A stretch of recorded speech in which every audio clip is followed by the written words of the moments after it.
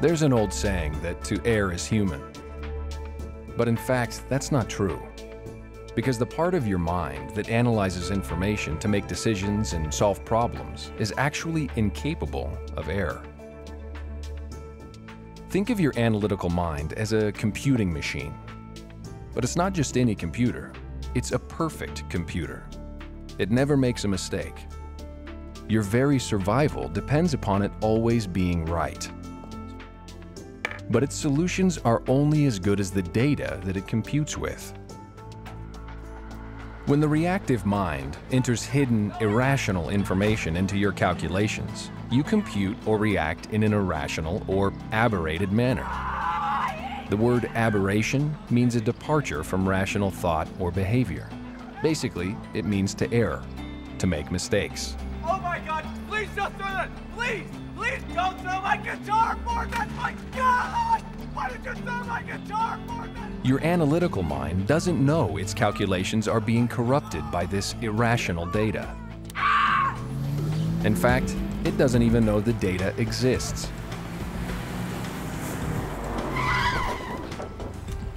That's because during those moments in your life that contain some degree of pain, your analytical mind shuts down in an effort to protect itself, like any sensitive machine would.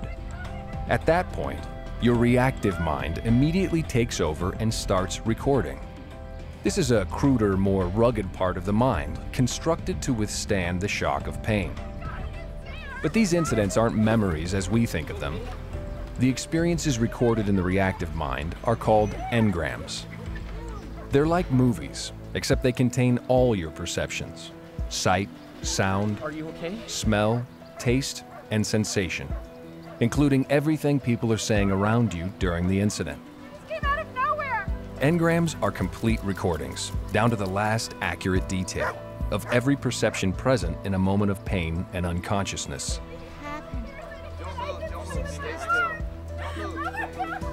The pain can be physical pain, like when you're injured, or emotional pain, like the shock you get when you experience a loss. The unconsciousness could be total, such as when you're knocked out from an accident, or when you have anesthesia.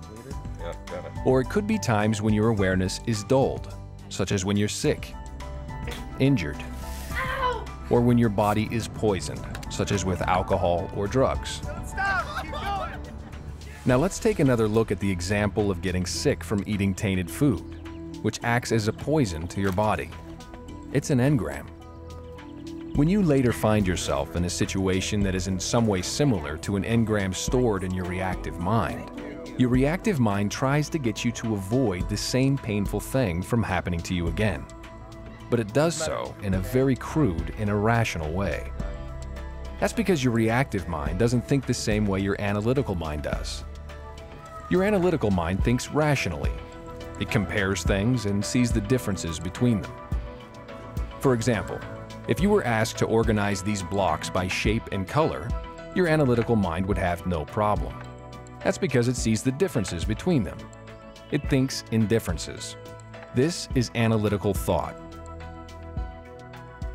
Now, you know analytically that an egg you eat today is obviously not the same exact egg that made you sick when you ate it 3 years ago. That's rational thinking. But the reactive mind is so crude it can't differentiate between things. If asked to organize these blocks, it would think every block is identical to every other block. It thinks anything is equal to anything else. This is called reactive thought.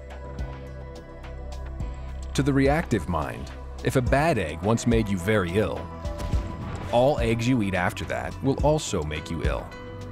This is because to the reactive mind, they're all identical. It can't tell the difference between the two eggs, or between now and then. But this goes even further.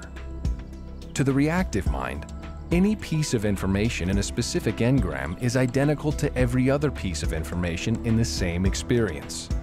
For instance, let's say someone was playing the tuba while you were sick from eating an egg. To your reactive mind, every egg is identified with every other egg, and all eggs are identified with the feeling of being sick to your stomach. And feeling sick to your stomach is identified with the sound of a tuba. So later in life, if you hear a tuba playing, you could start to feel nauseous. Your analytical mind will rationalize that you feel sick for some other reason. This is called justified thought, the excuses you make to explain irrational behavior. But in fact, your reactive mind, acting below your level of awareness, is turning on the same pain from the original engram to stupidly warn you to stay away from that tuba, because it's identified tubas with getting sick to your stomach. In Dianetics, this reactive type of thinking is referred to as anything equals anything equals anything, or A equals A equals A for short. In lower levels of life, this reactive behavior is a survival activity of a sort. When a fish is injured, his reactive mind records all the perceptions regarding the injury. And whenever these later appear in his environment, his mind will make him run away.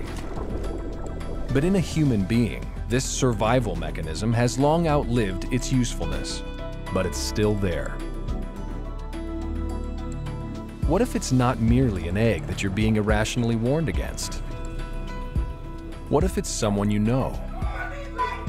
Or something you do?